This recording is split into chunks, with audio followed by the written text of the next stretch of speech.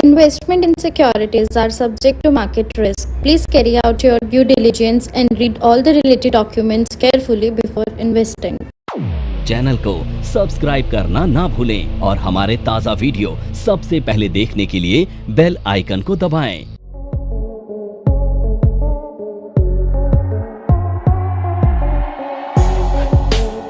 देखिए यहां पर ना जब हम बात करते हैं ओवरसोल्ड जोन की, तो यहां पे ना मैं दो चीजें बताता हूं आपको। मान लेते हैं एक एग्जांपल देकर, एक स्टॉक है 120 रुपए जिसका प्राइस चल रहा है और 130 पर ये आ जाता है और यहां पर इसका आरएसआई है 75 से 80 का। Correct sir? अब 75 से 80 का आरएसआई यहां पर आ गया, 130 का लेवल आ गया, तो यहां पर क्या हमें सेल करना चाहिए? अब जवाब है भाई अभी सेल नहीं करना चाहिए। क्या ये 140 नहीं जा सकता? जवाब है जा सकता है, पर कब ये नहीं जाएगा उसके लिए ये खुद हमें जवाब देगा। कब? जब 70, 75, 80 के आरएसआई के बाद हमें एक बेरिश पैटर्न मिल जाएगा। मैं यहां पर मान लेता हूं हमको एक डोजी में, अब ये डोजी का कंफर्मेशन आ गया, ठीक है सर। अब इसका मतलब ये नहीं है कि यहां से ये स्टॉक 90 रुपए 80 रुपए चला जाएगा, बिल्कुल मतलब नहीं है। इसका मतलब ये है कि अगर यहां से ये 125 रुपए भी चला गया तो 5% बहुत बड़ा अमाउंट होता है। मैं कहता हूं यहां से ये 127 भी चला गया तो 3% भी बहुत बड़ा अमाउंट होता है। तो ये 3% का जो रिजल्ट है, 5% का जो रिजल्ट है, ये बहुत जल्दी देखने को मिलता है। तो यहां पर ट्रेडिंग अपॉर्चुनिटी आपको मिल जाएगी। तो मैं आपको यहां पर टेक्निकल सिखा रहा हूं इसलिए क्योंकि आप एकदम स्विंग ट्रेड पकड़ पाओ। मैं आपको वो चीजें सिखाता हूं जिसके रिजल्ट बहुत क्विक होते हैं और आपके पास बहुत क्विकली पैसा आ जाता है। क्योंकि सर इस मार्केट में सबसे बड़ी समस्या पता है क्या है? सबसे बड़ी समस्या ये है कि लोगों के पास ना होल्डिंग कैपेसिटी नहीं है, होल्डिंग पेशेंस नहीं है। आप चाहते हो कि आपका ना जल्दी प्रॉफिट हो, तो जल्दी प्रॉफिट के लिए ये टेक्निक बड़ी अच्छी है कि जिसमें क्विक ट्रेड होते हैं और आपको ज्यादा होल्डिंग भी नहीं करनी पड़ती। 10 दिन 5 दिन, एक दिन 2 घंटे 4 घंटे 5 घंटे में ये रिजल्ट आपको देखने को मिलेंगे। और यहां पे अगर आपने ट्रेल किया अपने प्रॉफिट्स को तो ये भी पॉसिबिलिटी है कि ये वहां तक फॉलो होगा जहां तक नेक्स्ट सपोर्ट है, ठीक है। अब यहां पे समझ लीजिए सर सपोर्ट आ गया और आरएसआई यहां पे सिर्फ मैं समझता हूं 65 का ही है, ठीक है। तो यहीं से वो बाउंस बैक कर देगा, जो आपका सवाल था, ऐसा भी पॉसिबल है। तो आपको क्या करना है? क्विक ट्रेड के लिए इसे अपनाना। अब देखिए ईएमए बेसिकली मैंने आपको पढ़ाया था कि भाई ईएमए आपको 3 तरह से यूज करना है, ठीक है। तो मैंने आपको बताया था कि भाई ईएमए का यूज हम करेंगे 2 चीजों के लिए। पहला तो इंट्राडे का जो ट्रेड होगा, हम इंट्राडे के ट्रेड को ईएमए से वेरीफाई करेंगे, और दूसरा हम जो डिलीवरी ट्रेड होते हैं उसको भी हम यहां से आइडेंटिफाई करते हैं। तो मैंने आपको समझाया था कि जो इंट्राडे के लिए है इसका जो टाइम फ्रेम होगा वो 1 डे का होगा, और 1 डे के टाइम फ्रेम पर जो ईएमए 5 है ये हमारे लिए इंपॉर्टेंट होगी, और डिलीवरी के लिए 5, 20 और 30 ये इंपॉर्टेंट होगी, ठीक है। तो अब सवाल ये है कि हम यहां पर ये समझते हैं कि ईएमए मान लेते हैं हमारा 105 है, 5 डेज का ईएमए, ठीक है। 5 डेज का ईएमए 105 है। अब ये 105 सर 14 जो बाय डिफॉल्ट होती है उसको उसी पे रखना है। जी बिल्कुल ठीक है, उसमें कोई चेंज नहीं करना आपने ना। नमस्कार दोस्तों, क्या आप स्टॉक मार्केट में शुरुआत करने का सोच रहे हैं और क्या आपको यह समझ में नहीं आ रहा है कि आपकी शुरुआत कहां से होनी चाहिए? तो मैं आपको एक ऐसा कोर्स सजेस्ट करने जा रहा हूं जो आपकी लाइफ चेंज कर सकता है, और मैं बात कर रहा हूं NIFM का advance level of smart investor course की, जो आपकी लाइफ चेंज कर सकता है। जी हां, आपने सही सुना, NIFM आपके लिए लेके आया है एक ऐसा शानदार कोर्स जो आपको बताएगा कि किस तरह से आप स्टॉक मार्केट में सक्सेसफुली पैसा कमा सकते हैं। और ये कोर्स है advance level of smart investor. Advance level of smart investor course आपको हर छोटी से छोटी और बड़ी से बड़ी मार्केट की बारीकियों के बारे में जानकारी देता है, और ये सभी जानकारियां आपको इस मार्केट में पैसा कमाने में बहुत ज्यादा मददगार साबित होती हैं। तो इस कोर्स को करने के बाद आप मार्केट में सक्सेसफुल ट्रेडर और सक्सेसफुल इन्वेस्टर बन सकते हैं। अब देखिए ये जो 105 है, अब 105 क्या है? ईएमए 5 है। अब स्टॉक का प्राइस समझो 104 चल रहा है, ठीक है। अब 104 का मतलब क्या है? 104 का मतलब है कि ईएमए 5 के नीचे चल रहा है, ठीक है। तो इसका मतलब क्या हुआ? ईएमए 5 के नीचे चल रहा है तो ये बेरिश माना जाएगा। क्या ये बेरिश है? तो क्या इस स्टॉक को हम बाय के लिए सेलेक्ट करेंगे? जवाब है नहीं करेंगे। दूसरा, अगर ये करंट मार्केट प्राइस में 106 चल रहा है तो 106 क्या बता रहा है आपको? कि ये इंट्राडे में बुलिश है क्योंकि ये ईएमए 5 के ऊपर चल रहा है। तो क्या इसे हम सेल का कैंडिडेट लेंगे? नहीं लेंगे। ठीक है, अब दूसरी चीज, मान लेते हैं ये 104 से ऊपर आकर 105 के ऊपर ब्रेकआउट दे देता है, तो क्या अब ये बाइंग का कैंडिडेट बन जाएगा? बिल्कुल बन जाएगा, क्योंकि ब्रेकआउट दे चुका है। अब यहां पर सवाल ये है कि ब्रेक करते ही ले लेंगे या 1-2 मिनट का वेट करेंगे? तो 1-2 मिनट का वेट करेंगे सस्टेन होने का, पता चले रेजिस्टेंस की तरह नीचे आ गया, फिर आप बोलोगे ट्रैप हो गया ना। और इसी तरह से अगर 106 के नीचे चला जाएगा तो ये ब्रेकडाउन का केस है, यहां पे सेल करेंगे। ठीक है, अब बात है, ये तो इंट्राडे का स्टॉक सिलेक्शन हो गया। अब पोजिशनली कैसे करते हैं? तो पोजिशनली के लिए जब भी इन तीनों ईएमए के ऊपर कोई भी स्टॉक निकल जाए तो वो बुलिश माना जाता है, और वो पोजिशनली स्टॉक सिलेक्शन करने के लिए एक पैरामीटर है।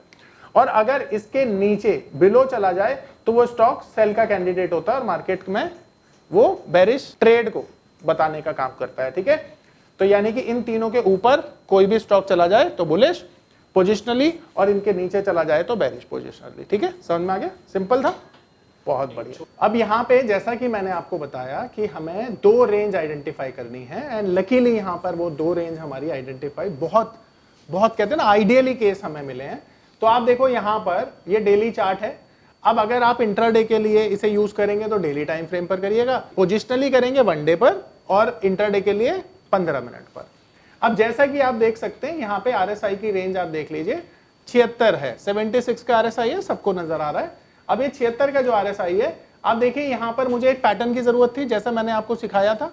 तो यहाँ पर देखिए बेरिश मदर बेबी बना, और मदर बेबी के बाद आप देख सकते हैं कि मार्केट नीचे आ गया। ठीक है, अब आप देखेंगे कि यहां से अगर आप लेवल देखेंगे तो 26,000 का निफ्टी, ये देखिए 23,000 पे आ गया।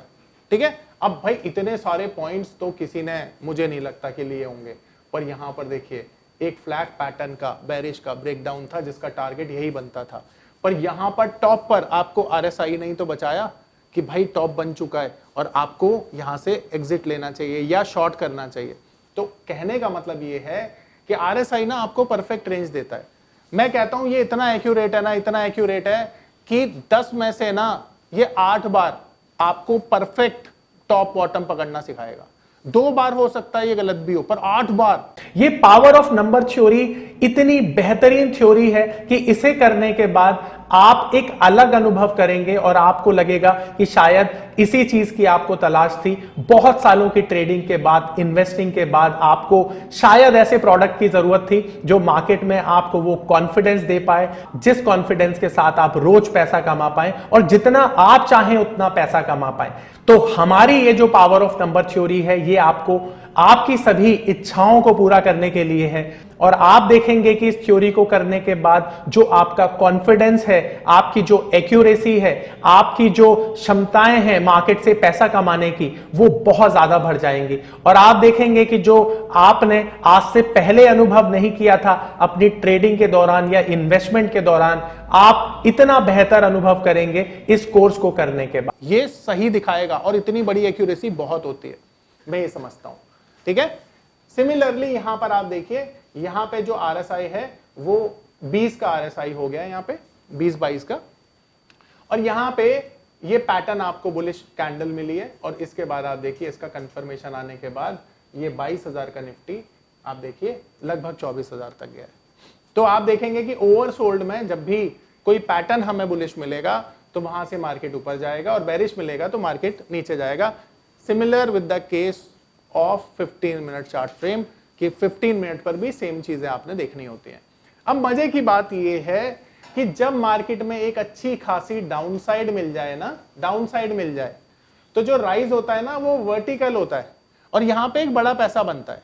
देखो नॉर्मली ना, आपको एक चीज मैं बताना चाहूंगा जो मैंने एक्सपीरियंस किया है, कि आपको बहुत सेलेक्टिव होना पड़ेगा। देखो बहुत सारे लोग ना जो डेली बेसिस पर ट्रेडिंग करते हैं, उनमें एक्सपर्टीज की बहुत जरूरत होती है। देखो मैं ये मानता हूं कि आप रोज 10 ट्रेड तो नहीं ले सकते हो, और अगर ले रहे हो तो 10 में से 10 में सही नहीं हो सकते। ठीक है, तो अगर आप ऐसा करते हो तो बी श्योर कि आप इतनी ज्यादा मेहनत करके पहुंचे हो यहां पर कि आप 10 में से 8 ट्रेड तो सही कर ही लोगे, तभी आप इंट्राडे में ट्रेड करना, क्योंकि सबसे दुनिया का कठिन काम यही है इंट्राडे ट्रेडिंग। आपको लगता होगा हार्ट ऑपरेशन, न्यूरो सर्जरी कठिन है, पर नहीं, इंट्राडे ट्रेडिंग उससे ज्यादा कठिन है। ठीक है, वहां पे बंदे के बचने के चांस होते हैं, यहाँ पे पैसे के बचने के चांस नहीं होते हैं इंट्राडे में, क्योंकि बहुत एक्सपर्टीज चाहिए ना। सिमिलरली अगर मैं आपको बोलूं कि इंट्राडे में केवल आप एक या दो को ट्रेड आइडेंटिफाई करें तो ये थोड़ा सा आसान होगा कंपैरेटिवली, क्योंकि आप सेलेक्टिव हो रहे हो यहां। बट अगर आप महीने में केवल 10 ट्रेड आइडेंटिफाई कर रहे हो तो इसकी संभावना है कि आप 9 में सही हो सकते हो। पूछो क्यों?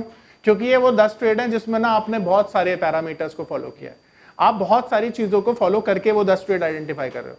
ठीक है, तो आप समझ पा रहे हो, बहुत सारे ट्रेड को आइडेंटिफाई करना ऑलवेज बी डिफिकल्ट, और बहुत सारे ट्रेड्स में से केवल एक या दो को आइडेंटिफाई करना it's always too easy to have. ठीक है, और उसमें रिजल्ट भी आते हैं।